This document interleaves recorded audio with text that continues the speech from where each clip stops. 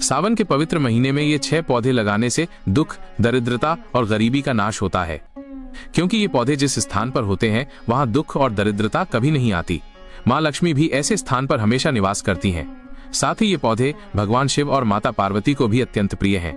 जो भी भक्त सावन के महीने में ये 6 पौधे लगाकर इनकी देखभाल करता है, उस पर देवादिदेव और माता पार्वती का आशीर्वाद सदैव बना रहता है और उसके जीवन में कभी किसी चीज की कमी नहीं होती। अतः कौन कौन से हैं वे 6 पौधे जो हमारे जीवन में इतना बड़ा बदलाव ला सकते हैं? जानने के लिए वीडियो को अंत तक ध्यान से अवश्य देखें। दोस्तों, सावन का महीना हिंदू धर्म में सबसे अधिक पवित्र माना जाता है, क्योंकि ये महीना भगवान शिव और माता पार्वती को अत्यंत प्रिय है। कहा जाता है कि इसी महीने में भगवान शिव पृथ्वी पर पधारते हैं और अपने भक्तों की मनोकामनाओं को पूर्ण करते हैं। सावन के महीने में पृथ्वी भी भगवान शिव के स्वागत में हरियाली से सजी होती है।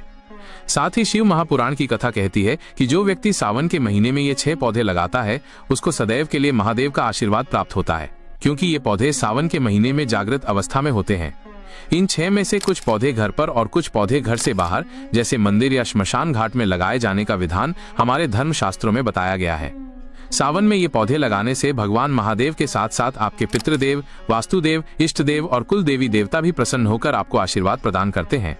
इन पौधों के बढ़ने के साथ साथ ही आपके परिवार की भी उन्नति और प्रगति बढ़ती जाती है। साथ ही धर्म में भी वृद्धि होगी। जैसे जैसे ये पेड़ पौधे बड़े होते जाएंगे, वैसे वैसे ही आपके जीवन में सुख समृद्धि में वृद्धि होती चली जाएगी। अगर आपके पास अधिक जगह नहीं है तो आप इन पौधों में से कम एक पौधा अपने घर में या अपने घर की सीमा पर अवश्य ही लगाएं। तो चलिए बिना विलंब किए जान लेते हैं उन 6 पेड़ पौधों के बारे में जो हमारे धर्म शास्त्रों में बताए गए हैं। नंबर 1 पर है बेल वृक्ष। दोस्तों, महादेव को बेलपत्र अत्यंत प्रिय है। माता पार्वती भी भगवान शिव की बेलपत्र से रोज पूजा करती हैं। कहा जाता है कि बेलपत्र की उत्पत्ति माँ पार्वती के आंसुओं से हुई है। इसीलिए ये भी कहा जाता है कि जहाँ पर बेल वृक्ष होता है वहाँ माँ पार्वती और शिव अदृश्य रूप में निवास करते हैं। इसीलिए सावन माह में बेलपत्र का पौधा अपने आंगन में अवश्य लगाएं। भगवान महादेव और माता पार्वती की कृपा आपको अवश्य ही प्राप्त होगी। साथ ही जो भी व्यक्ति भगवान शिव पर नियमानुसार बेलपत्र अर्पित करता है, ऐसे व्यक्ति को कभी भी नरक में नहीं जाना पड़ता। बेलपत्र को शिवलिंग पर अर्पित करने और बेल वृक्ष को छूने से सभी पापों का नाश हो जाता है। शिव महापुराण की कथा कहती है कि जिस स्थान पर बेलपत्र का वृक्ष होता है, वो स्थान काशी तीर्थ के समान पूजनीय और पवित्र हो जाता है। साथ ही बेल वृक्ष के नीचे बैठकर की गई पूजा कई गुना अधिक शुभ फलदायी मानी जाती है। श्रावण मास में शिवलिंग पर बेलपत्र अर्पित करना अत्यंत शुभ माना जाता है। लेकिन यदि आप श्रावण के महीने में अपने घर में बेलपत्र का पौधा लगाते हैं तो ये आपके लिए बहुत ही फायदेमंद साबित होगा। आप पर भगवान शिव की कृपा सदैव बनी रहेगी। साथ ही जीवन में विशेष धनागमन के योग भी निर्मित होंगे। ऐसे घर में कभी भी दरिद्रता वास नहीं करती है। लेकिन एक बात का अवश्य ध्यान रखें कि अगर आपके घर में बेल वृक्ष है तो रोज संध्या के समय उसके नीचे एक गाय के घी का दीपक अवश्य ही प्रज्वलित करें। मैं यहाँ आपको एक बात और बता दूं कि बेल वृक्ष को घर के ईशान कोण में या उत्तर दिशा में लगाना सर्वश्रेष्ठ माना जाता है। नंबर 2 पे है समी का पौधा। दोस्तों, वास्तुशास्त्र के अनुसार समी के पौधे में शनि देव का वास माना जाता है और साथ ही ये पौधा भगवान शिव और माता पार्वती को अत्यंत प्रिय है, क्योंकि माता काली शनिदेव की आराध्य देवी है और महादेव शनिदेव के आराध्य देव है। अतः समी के पौधे को सावन मास में लगाकर नियमित रूप से इसकी देखभाल और पूजा करें। साथ ही प्रतिदिन इसके पास सरसों या तिल के तेल का दीपक जलाया जाए तो शनि दोष एवं वास्तु दोष बहुत जल्दी दूर हो जाता है और साथ ही खुशियां उस घर में अपना बसेरा बना लेती हैं। धन, दौलत और समृद्धि सब कुछ हासिल हो जाता है। साथ ही कर्ज से मुक्ति भी मिल जाती है और कार्य क्षेत्र में चल रही बाधाएं भी दूर होती हैं। अटके हुए कार्य भी पूर्ण होते हैं। शमी का पौधा घर में मौजूद नकारात्मक प्रभाव को दूर करता है। टोने टोटके के कारण जीवन में चल रही बाधाओं को शमी का पौधा दूर करता है।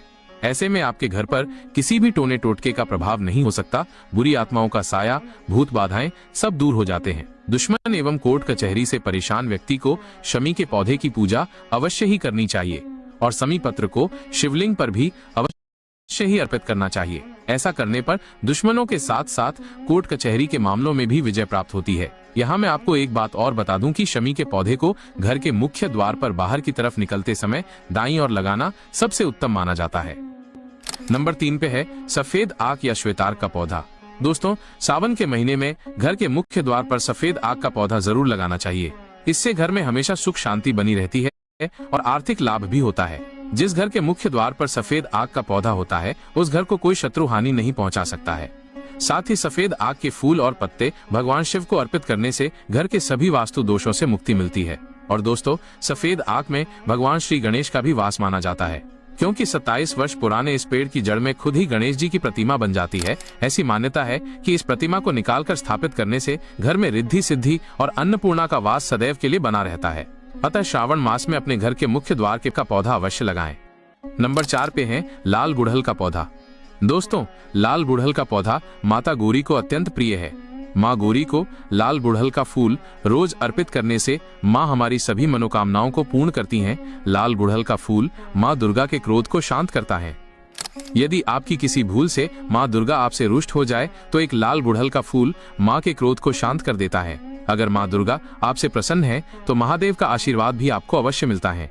अतः सावन में आप अपने घर में लाल गुड़हल का पौधा अवश्य लगाएं। साथ ही सावन में लाल गुड़हल का फूल माता पार्वती के चरणों में अवश्य अर्पित करें। माँ आपसे अत्यंत प्रसन्न होकर आशीर्वाद प्रदान करेंगी। इसी के साथ लाल गुलाब और लाल कमल भी माता रानी को अत्यंत प्रिय हैं। नंबर 5 पे है तुलसी का पौधा।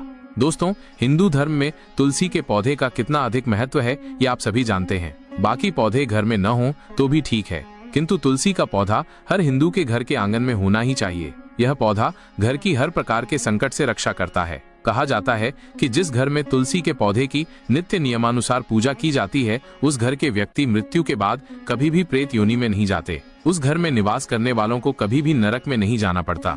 साथ ही तुलसी के पौधे में माँ लक्ष्मी का निवास है। अतः जिस घर में तुलसी के पौधे की अच्छे से देखभाल की जाती है, वहाँ कभी धन की कमी नहीं होती। इसीलिए सावन मास में तुलसी का पौधा अपने घर के ईशान कोण में अवश्य लगाएं। यह पौधा घर को शुद्ध व पवित्र बनाता है, नकारात्मक ऊर्जा को दूर करता है, जिससे माता लक्ष्मी प्रसन्न होकर के आपके घर में प्रवेश करेंगी और आप सभी को आशीर्वाद प्रदान करेंगी।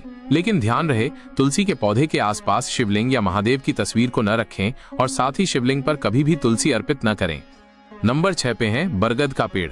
दोस्तों, बरगद के पेड़ में भगवान महादेव का वास माना जाता है। बरगद का पौधा घर से बाहर या शमशान घाट में लगाने से पूर्वजों का आशीर्वाद भी मिलता है। पितृ दोष, पितृ ऋण और प्रकृति ऋण से भी व्यक्ति को मुक्ति मिल जाती है। इसकी देखभाल करने से व्यक्ति को दीर्घायु की प्राप्ति होती है। ये पौधा मोक्ष प्रदान करने वाला भी माना जाता है। आपकी जानकारी के लिए बता दूं कि बरगद के पेड़ को साक्षी मानकर माता सीता ने राजा दशरथ के लिए पिंडदान किया था। इस पेड़ को लगाने वाले व्यक्ति को हर प्रकार के कर्ज से मुक्ति मिल जाती है और भगवान महादेव भी ऐसे व्यक्ति से अत्यंत प्रसन्न होते हैं।